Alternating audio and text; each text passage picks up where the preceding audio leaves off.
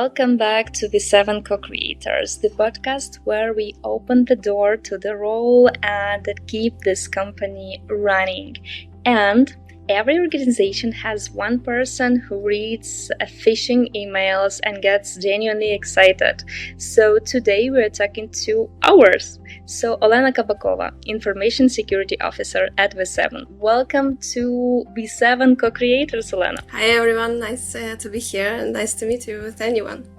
What is the real story of cybersecurity, and why did it from being the things the IT department handles to something that actually touches every single person working in IT and outside IT right now? So I would explain cybersecurity in very simple example. So imagine you have a personal photo on your phone that you absolutely don't want anyone else to see.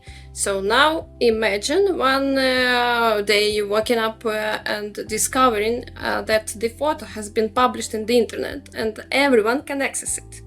So, or imagine at some point someone get access to your phone and cloud storage and deleted all the data. So all your photos, contacts, your favorite recipe of the apple pie, all your passwords to all apps. So at this point, when security will be your top priority. At this time, you will think about protecting your information. For the companies, it's all the same. So for companies, confidential information and work environment works in exactly the same way it works with your personal data. You don't want to be disclosed to anyone in the internet.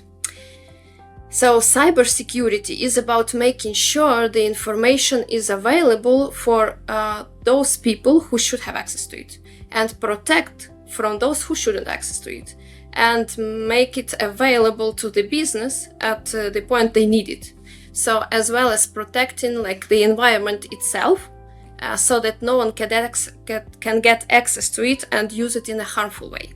And every email, every document, every AI tool, every click, every decision can either strengthen the security or weaken it.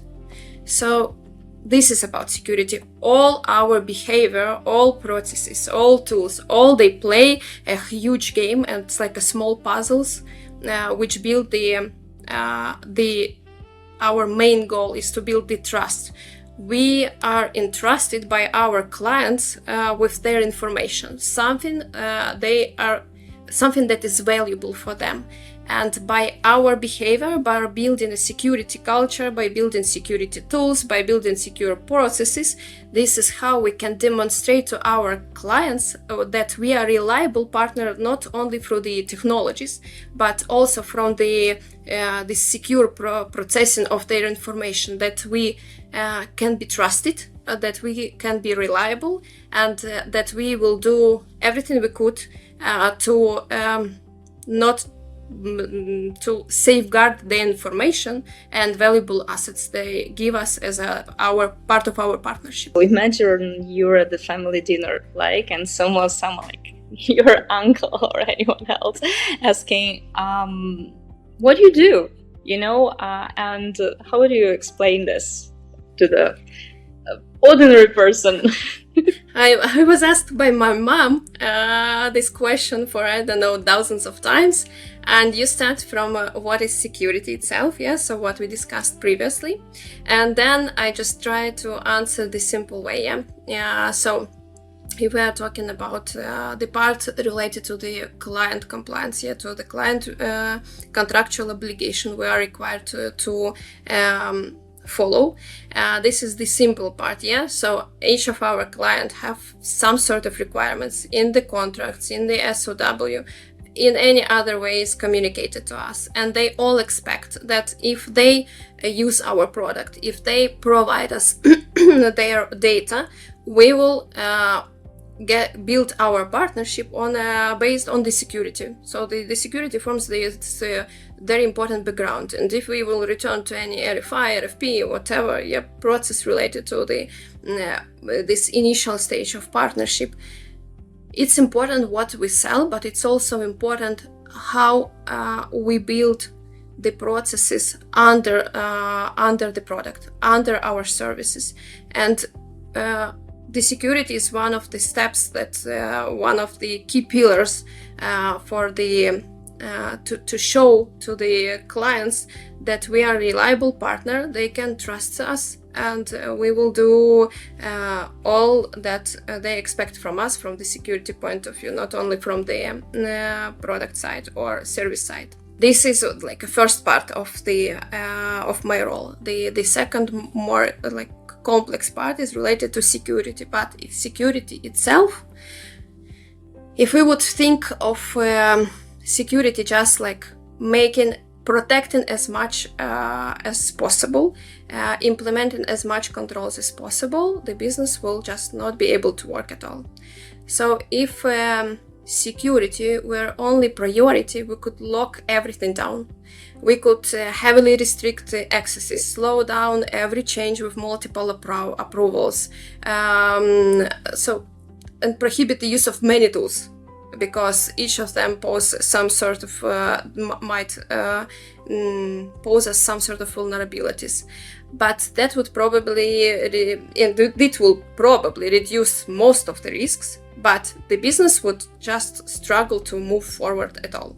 So on the other hand, if we will focus only on speed and convenience, we would expose both the company and our clients to unnecessary risk. So my role is to find that balance between those two worlds, what business needs and what we need as a company to protect the data.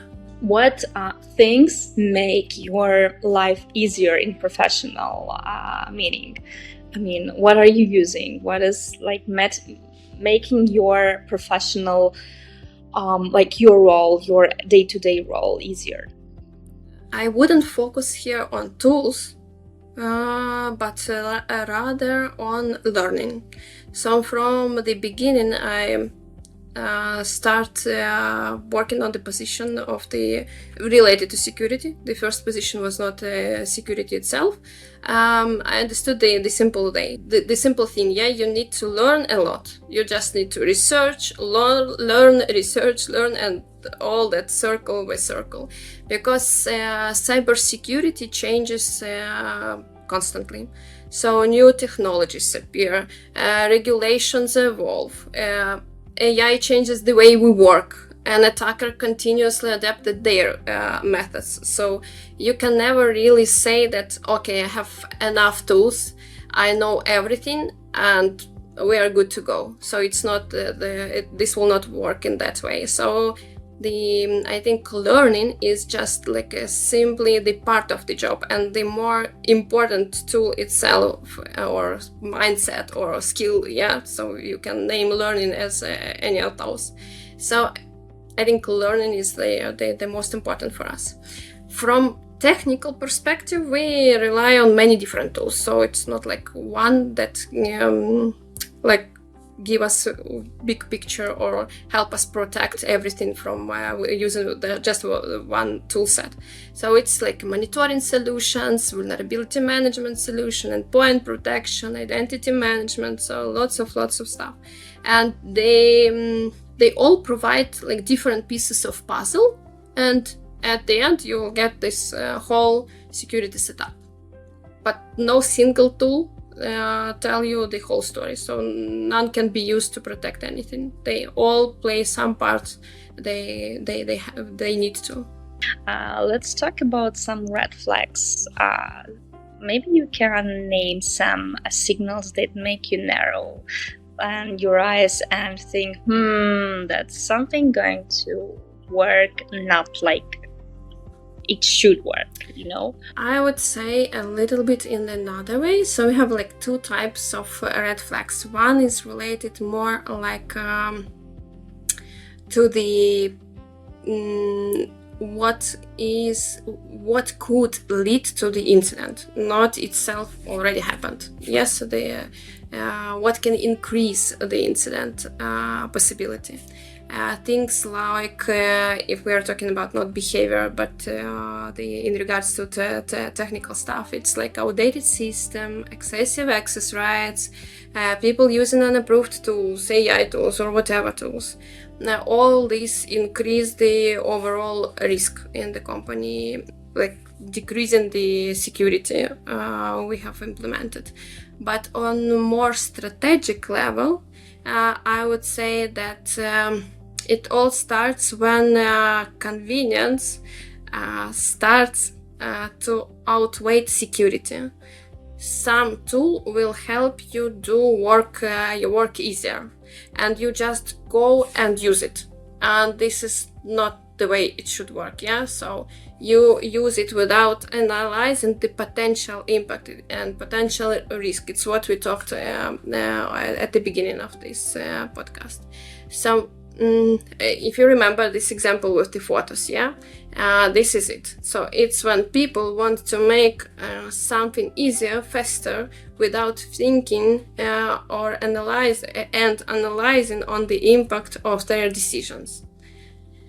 And this is something that some red flags that we can decide, like, see from the perspective of increasing likelihood of incidents or data breaches. The other part, it's that something may already be happening. So we are already faced a data breach, or we already faced an incident. That could be like, from again technical perspective, it's like unusual login attempts, unexpected data transfers, employees reporting suspicious emails, yeah, what we have. Accounts behaving differently than normal. We have CM systems who monitors this, and lots of playbooks that try to catch those anomaly, so we can see it and investigate it timely. So, for example, systems suddenly communicating in the way that normally wouldn't. Any unusual behavior can be a trigger to investigate what is going on.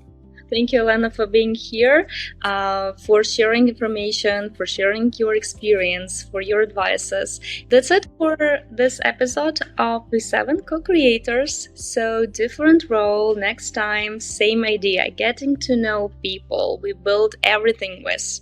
So see you then. Thank you. Bye.